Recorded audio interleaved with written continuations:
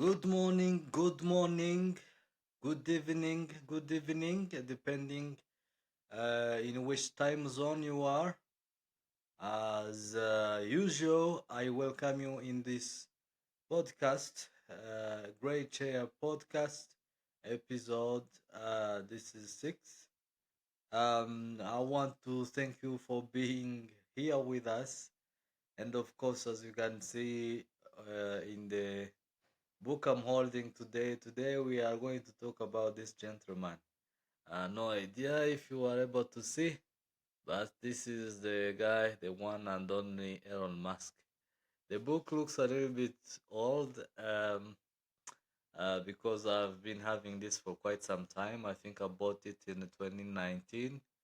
I was traveling in Shanghai. Whenever I get the opportunity to travel, one of the things that I do, I just browse a local bookshop and check out a special book which I can take out with me as a souvenir. So me, I collect, I try to collect the books as souvenirs. So this book I bought it in 2019 when I was in China, Shanghai. So it's about Elon Musk, and the author is Ashlee Vance. So yes, it's possible in a book industry or publishing industry for someone to write about somebody else and write like a book about them. And I think, for example, in Rwanda, the person who has tried to do it is Richard, and Richard, everyone is wondering why does this guy like to write about others people. So it's possible, yes, as a writer, to write about a certain person or a public figure.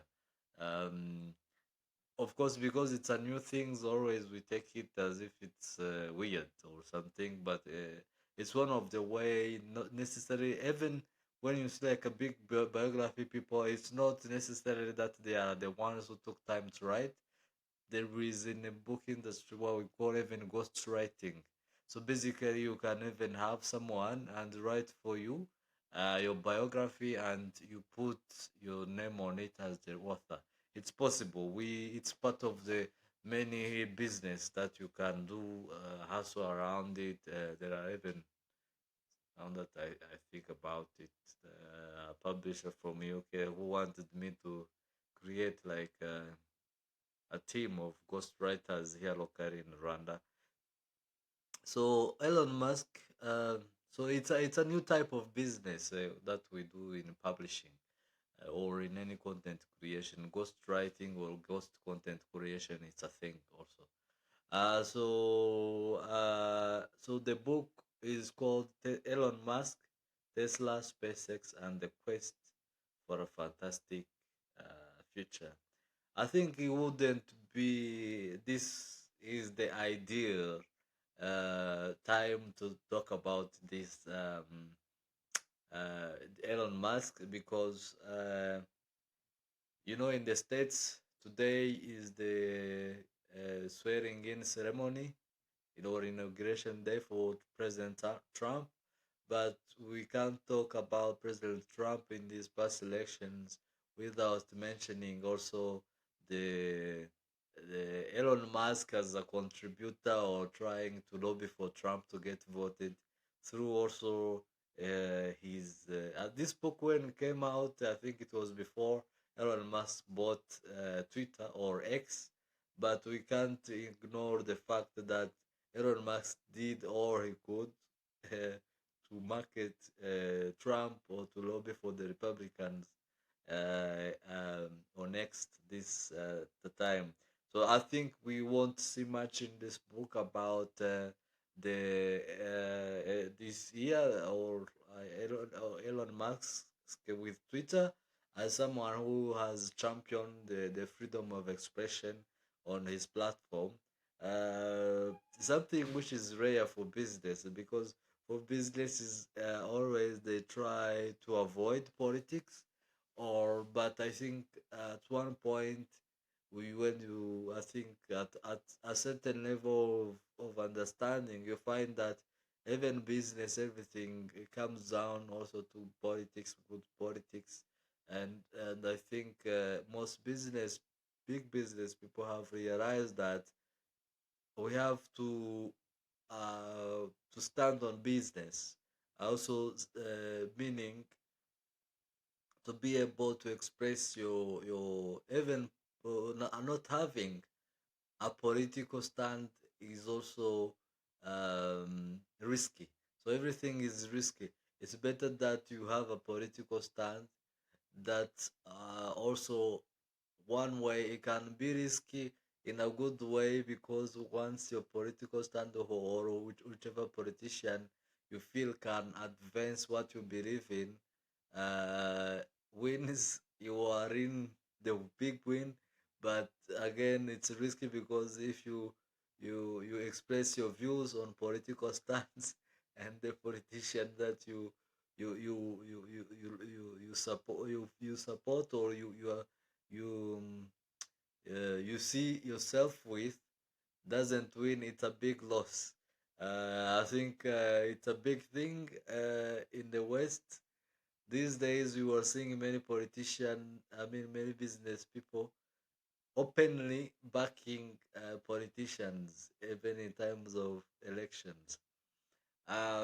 It's maybe in Africa it's too high risk because there is politics are not mature enough at that level that you can you can have different views from a different from another person, and still be able to work together for the best of whichever country, or for the best whichever economy. I think it's still tough in Africa because our politics are not that mature, or politicians are not mature enough to understand that you can have different political views, but be able to spearhead or contribute to the development of the countries or our economies in general. So that's why me, I like Elon Musk. He took a risk. Fortunately, he was able.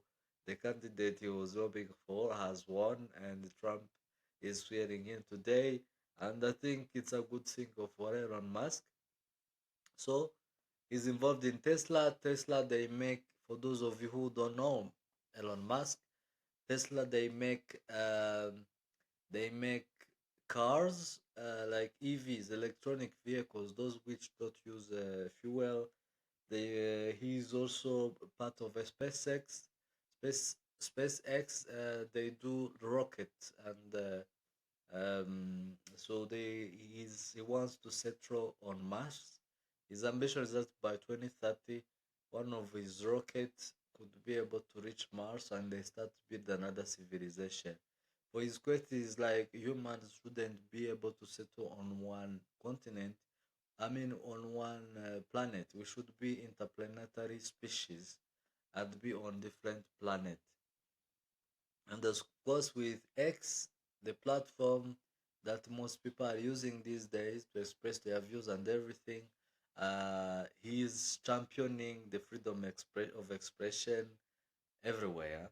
So, but also some people are worried that this freedom of expression sometimes can be abused, and people are taking it as freedom of expression is abusing others, and which can result into a populism um, issues of another extremism that doesn't benefit the growth of a society. So I think that's why I like I like his character. He's a daring character. So let's dive in the book so that we don't talk uh, much from what is open there. So as I mentioned, this book, Tesla, Elon Musk, Tesla, SpaceX, and the Quest for a Fantastic Future, basic by Ashlee Vance. So it's pretty much talks from a biographical level. It talks about his life, what influenced him as an entrepreneur, This book first came out in 2015.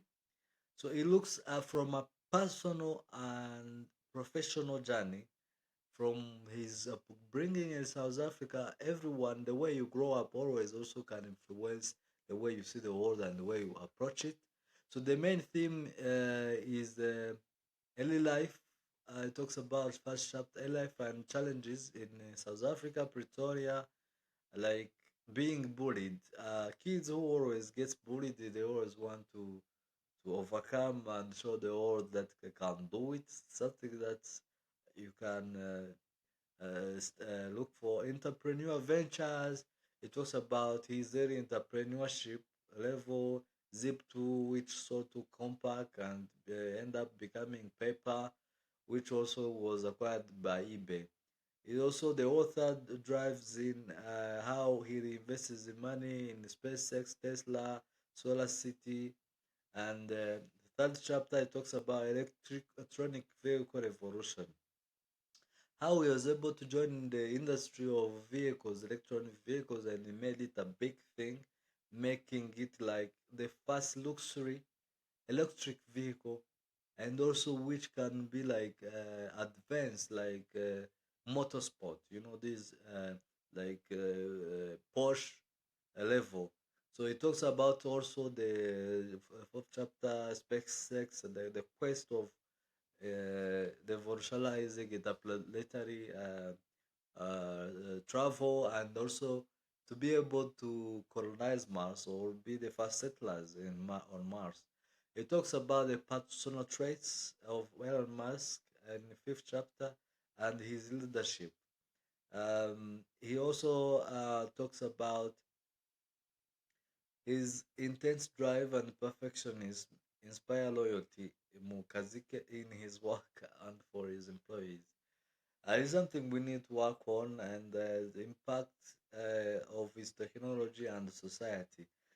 Now we know him also. He has a new Wi-Fi based on Starlink. The Starlink based on putting satellites in the space. So this is something that is also contributing on advancing their technologies. So the book is based on Elon Musk himself, his employees, former employees. The book was highly praised and balanced because it gives the good balanced portrayal. Even if Elon Musk is one of the few transformative figures in the 21st century, but he also there is a debate on his ethics as a leader. Sometimes how he overworks his employees because you have heard that sometimes he can stay in the factory by himself. But the good thing is that he tries to balance his life on a personal and professional criticism. So, what can we know about the author, even if Elon Musk is an overshadowing character? He's a journalist. Ashlee Vance is a journalist. He has covered topics on technology, entrepreneurship, innovation, and when he wrote this book, he was also able to receive um, recognition. The author also is a native from South Africa. So he did the journalism career. He has written to The Economist, Business Week. He has written to New York Times about economy. He has written for big like Bloomberg Business. Basically, he's an economy writer. You know, these days you can choose a niche market where you write about. He has expertise in technology because he constantly wrote about Silicon Valley's innovation, tech leaders shaping the future, Vance's ability to understand the technical topics. He was able to write narratives that can speak to the common to understand about technology. So this book he wrote about um, Elon Musk and how he rose as a visionary entrepreneur. He has extensive interviews with Musk, his challenges in life, dating. He talks about normal things apart from work. He talked about his girlfriends, first wife, and everything. So, apart from this, he has been in a different media project. I mean events like Hero World, where he emphasized on innovations, cultures in the world. His legacy is about tech journalism. These days, I'm starting to see it in Africa or in Rwanda, where you're starting to see like journalists focusing like on culture and etc. or tech. It's a good thing because we start to have like specialized journalism. So Ashley Vance, the journalist, the author who wrote this, he is a good storyteller in modern tech revolution. That's what we can know. And so, what can we learn? Of course, Elon Musk. Now we know him as mostly these days. Most people know him as the X guy, the Twitter guy, because he's tweeting almost like 20 times a day. He is known as influential, but also controversial because he doesn't hide what he's thinking about, and it's something that he's able to revolutionize on X and making it everyone to know that um, the X everyone should be able to express themselves and be able to express their views. It's something he runs on X. He champions it. You will see that he is also uh, um, like he doesn't worry. Okay, he worries, but he also doesn't fear to share his opinions on X, even if it's political, and sometimes he gets in trouble with it. And this is starting to worry most people that now even the West democracy is going to be running like a new type of oligarchy where like rich people influence the politics and everything is about money now. The richest person is going to be the the politicians because he or she can pay his or her way in the politics and be able to become presidents and decide the fate of many people, including those who are still upcoming or overcoming their poverty. As I said, the book here is you can see the author shares like Elon Musk pictures. Like this is the marriage, this is the marriage pictures. Life. It doesn't. It's not like a boring book that necessarily if you are someone who doesn't like to read about business, who just like likes romantic stories or dating stories. He talks. That's why it's a little bit thick books because he doesn't talk only about books. He talks about his romance, his girlfriends, and the celebrities, his many kids. The names and everything about from me personal to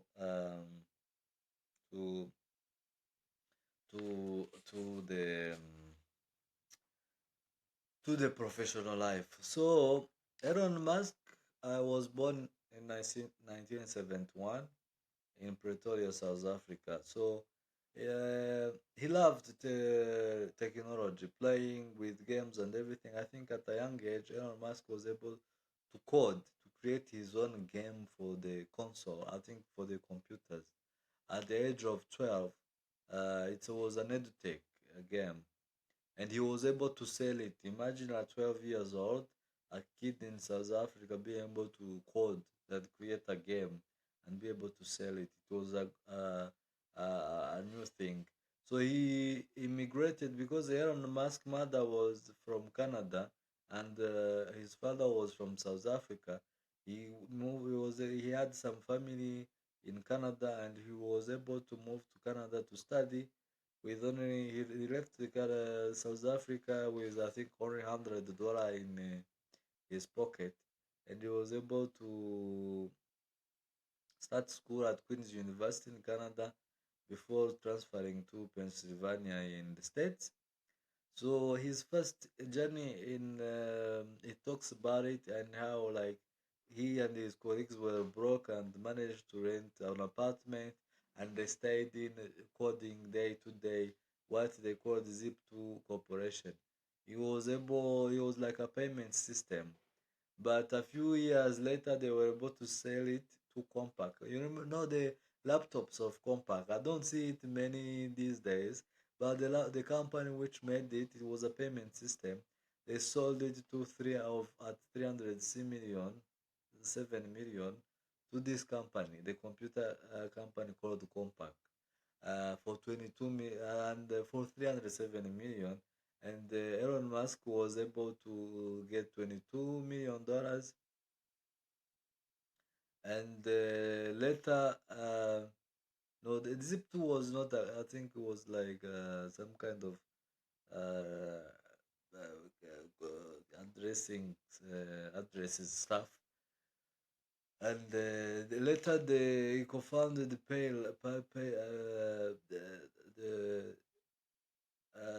out of these 307 million, he got 22 million. This was later turned into paper, and you can say that he co-founded this, which became a merging like by merging is like when you put together like two companies and they become one, and later it merged with eBay. But they still, these guys are very smart. You know when they sell it, but they were able like to receive the nani the the how are it? You keep some shares in the company. So PayPal became the biggest venture when he co-founded PayPal and he bought by eBay.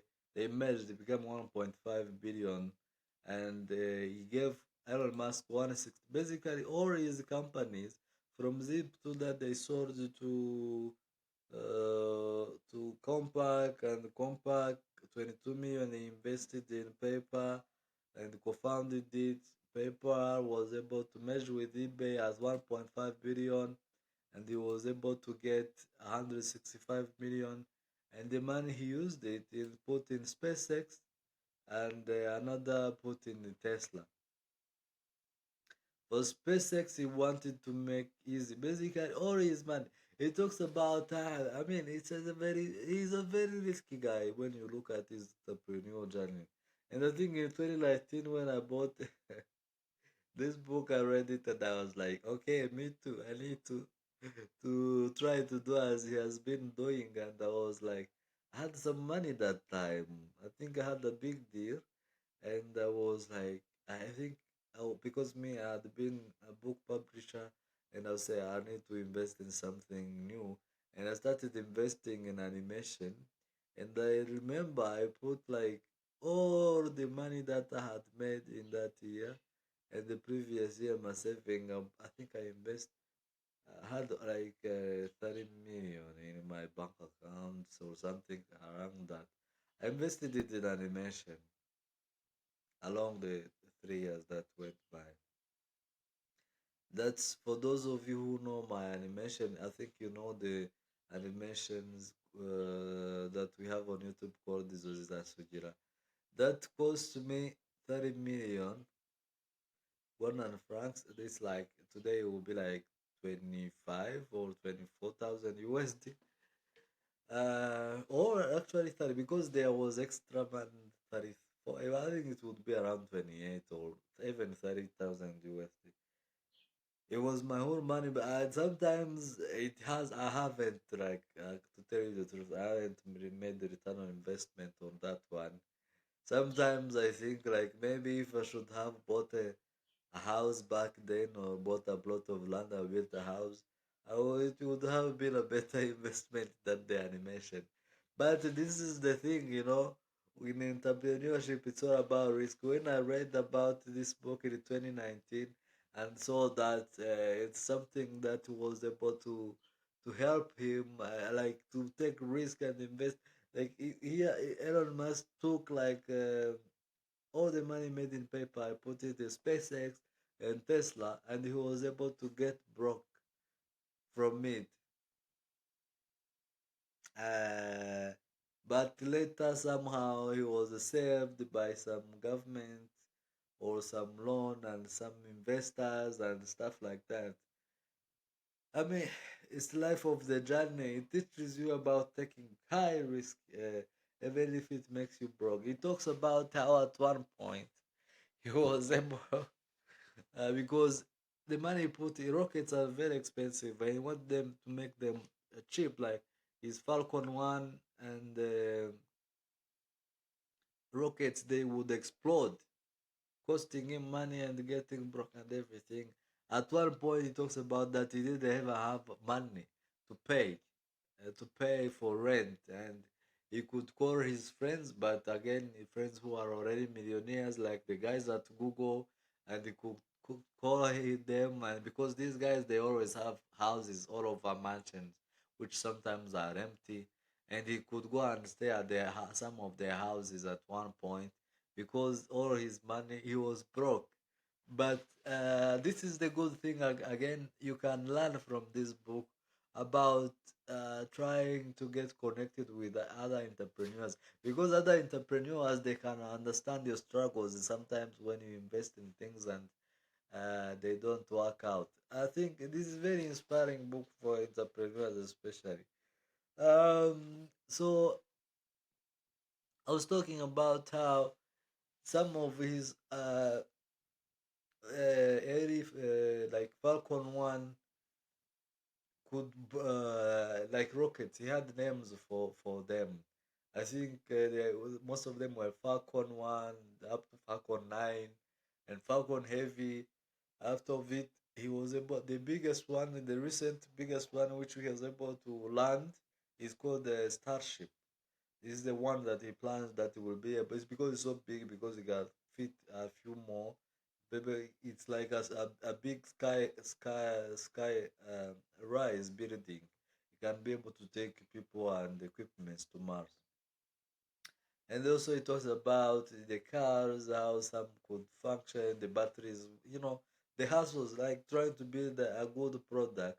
How sometimes basically he talks about don't be try to wait like um, don't try to wait for the perfect.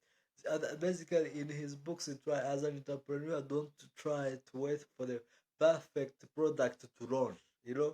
Put it out there. People test it, works, it doesn't work out. I think you remember the time when he was releasing the car of this truck, Cybertruck. You remember that they put it on outside and they was told people how it was bulletproof and everything. And someone threw, was it a cap on it, and the window broke. And people laughed at him and blah blah blah blah. But he ended up creating a media buzz for him, at least that he was improving. It later he was released and he was like the final, because they kept improving. So basically, here he talks about the concept of like don't fear as an entrepreneur, even if it's a first product which is not okay. Put it out there, people to test it, people to start to know about it. Since this is what I think I remember when we were doing, I tried to duplicate the same model in my entrepreneurship channel, even if it ended up getting me broke. But so, and of course, the access to finance in the country for people to see value in what you are doing, it takes time, and we're still working on it. But there are more opportunities to raise funds than 5 or 10 years ago that are currently opening up. So I remember when I did my first animation, we it was actually about Injangwe Anje. I did it. I went to study, train in animation for 6 months. Yeah, we released it. The things were coming out of the body, the the body of the cat, because 3D animation is a tough thing. But you can see when we improved, we did another version when we did improve, and on the team, because the team we were using was like learning on YouTube. Like, imagine working and learning at the same time on prototyping things, working out until we reached at the level of making Sujira, and later on. Quality wise, we improved, even if financially wise, we got broke. But quality wise, you can say, for me, this book helped me to be able to keep up and say, like, uh, now I can proudly say I'm the first Rwandan to ever produce to have an animation made, 3D animation made of more than 15 minutes. Put it in the history book of content creation. How about that? But it got me broke. I'm not going to lie to you. So there are those risks that entrepreneurship that it puts you in. So in this book, there is a part where he talks about the unified theory of Elon Musk. Basically, for him, he was trying to have a wholesome approach. For example, he created Tesla. Now, those of you have been in the States, I haven't been, but from the news or from the information I try to look online, is that there is a huge, in big cities like LA, Hollywood, or Las Vegas, a big risk of traffic jams and congestions of cars. What he did, he created another company called the Boring Company. It digs underground, under the tunnels underground, which now you can be able to move around the different major points of the cities without necessarily using the nani. Imagine, basically, you creating cars, now you are also creating your own um, infrastructure for your cars.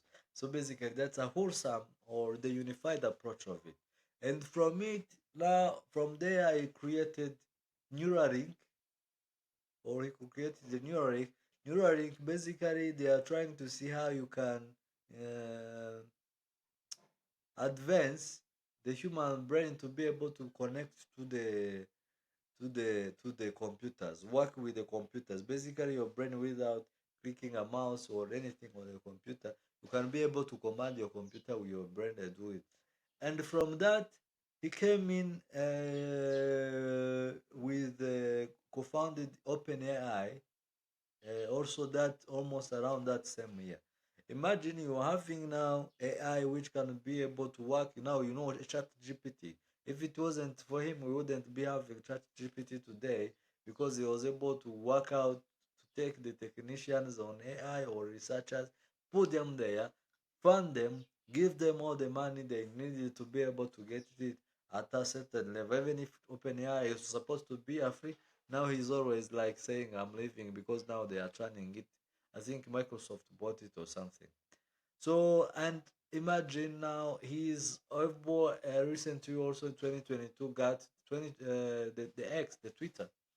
So now, for him, and also from that, remember there is also the, I think it's SolarLink. SolarLink, they are doing panel for the sun electricity, electricity from.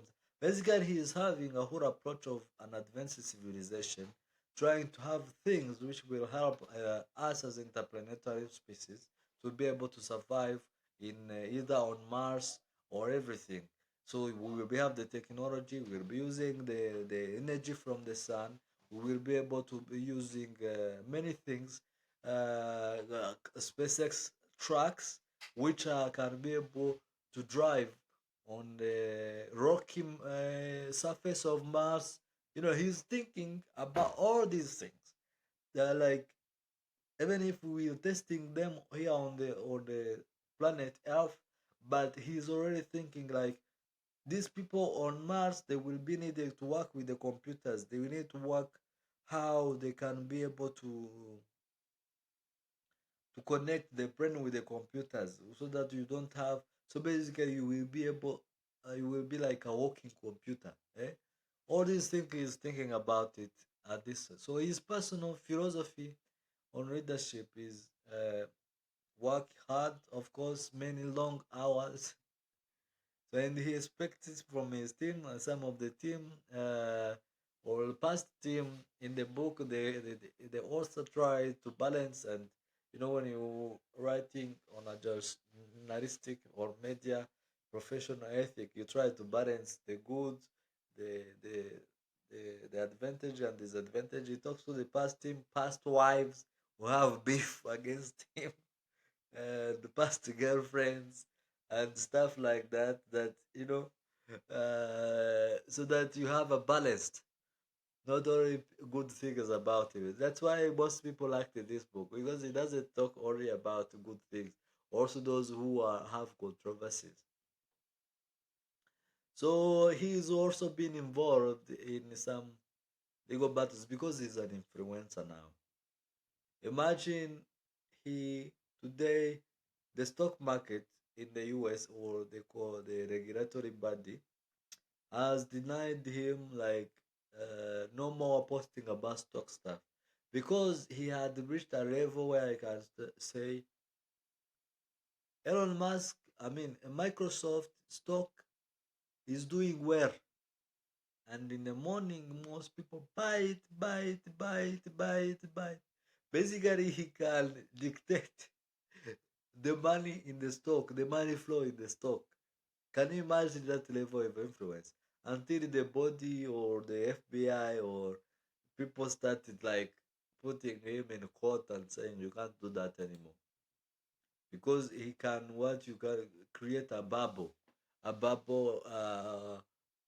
basically anything he backs. Now you remember there was a coin with a cryptocurrency called the Dogecoin. Just a dog. He was like for fun. He did it for actually for fun, and he created Dogecoin to compete with Bitcoin and these other coins, these cryptocurrencies. And it was bought. It had value and everything. And now to make it for fun,